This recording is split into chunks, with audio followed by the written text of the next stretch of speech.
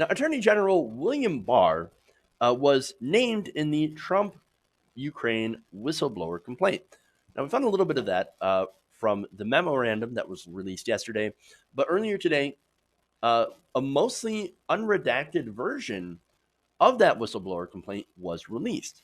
And so now we know, because of those two things, that Barr himself had shut down a criminal probe into two different complaints.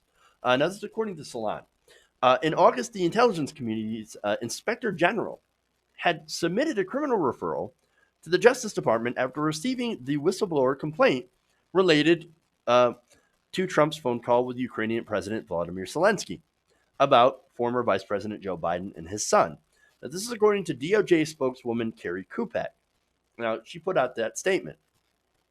Now, the Inspector General's report cited Trump's call with Zelensky as a, quote, potential violation of federal campaign finance law. That is, of course, a crime. Pressuring the leader of another country to do an investigation that will help you politically is an obvious crime. Now, the DOJ's criminal division had reviewed the referral and determined that, quote, there was no campaign violation, according to Kupek.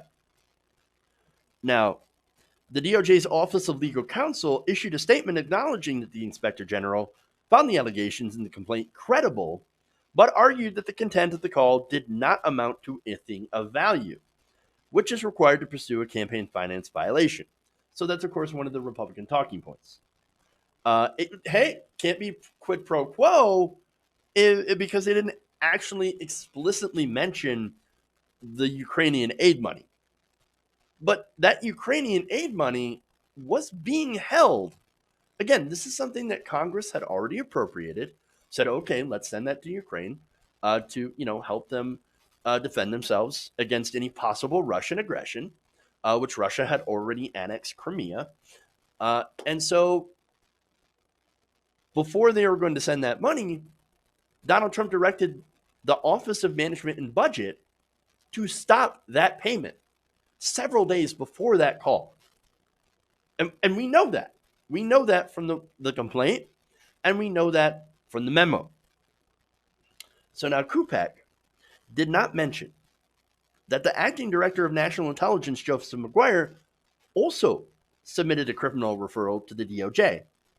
Now, let's go to the New York Times here, who explains that Kupek did not mention that the DOJ officials who reviewed the referral did not consider the suggestion that Trump blocked congressionally approved military aid to Ukraine before the call as part of his pressure on Zelensky to pursue an investigation into the Bidens. Really? Oh no, we just happen to hold up this aid money, but that is not at all related to the pressure. Well, again, President Trump said, we've been very, very good to you, Ukraine, but it has not been reciprocal. I want to ask you a favor.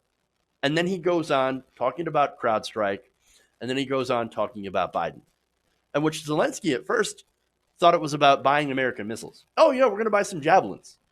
We thank you so much for helping us. You're absolutely right. The EU is just not helping out enough. We're going to buy some javelins. And then Trump says, no, that's not what I want. No, I want an investigation into Joe Biden. It's clear as day. Clear as day. So now, let's go into more here. Later in the call, Trump urged Zelensky to work with William Barr. So now, as well as with Trump's personal attorney, Rudy Giuliani, about investigating Biden's involvement in removing a Ukrainian prosecutor who had investigated an energy firm his son Hunter Biden was working for. So now, that prosecutor, by the way, according to not only the United States position, but an international coalition, realized that this prosecutor was corrupt. And so Biden had asked for the removal of that prosecutor. Now, does that help Hunter Biden? I'm not sure. I'm not sure if the investigation had even, I guess, been completed, and if that had implicated Hunter Biden in anything illegal, right? So, look, actually, you know what? There was a news story that came out, and I just remembered this. That same prosecutor said, no, we didn't find anything illegal about Hunter Biden. So there you go. There was nothing there. But yet, Trump told Zelensky, a lot of people want to find out about that. So whatever you can do with the attorney general, well, that would be great. So now he's saying, work with Barr. Barr will get in contact with you. He's one of my people. And so will Giuliani. Now, did Barr actually do that? No, but he actually did shut down, his team did shut down an investigation into these allegations. And so that's very interesting. Look, he's using his office to protect Donald Trump. I think it's very, very clear. That's the whole point of William Barr. That's what he was hired to do.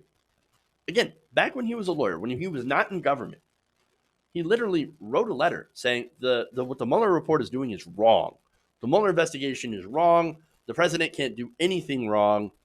And that was his audition. And it worked. It worked. He ended up getting his position as his attorney general. But even Barr's not stupid enough to do actual crime, to actually go and meet with the Ukrainians. And so that's the thing. While Giuliani is dumb enough, Barr doesn't seem to be. So he may be loyal and he may be a lapdog, but not when it comes to things that could actually put him in prison. And that's really, really important. So, but so far, blocking these reports does not look good at all. He will use that office to protect himself and Donald Trump. And I think that he should immediately recuse himself and be forced to testify in front of Congress about what he knows under oath. And if he refuses to do so, well, lock him up, put him in jail, start using your authority to get some real answers. Hey guys, hopefully you enjoyed that free video. Now I'm going to have to ask you a favor.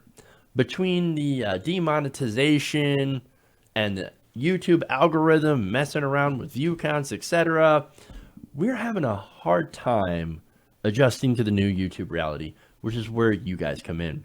See, we have a Patreon, patreon.com/TYTNation, set up to help us rely on you guys, the viewers, instead of big corporate ads. Look, you know the show. You know how I'm not in favor of big corporations anyway.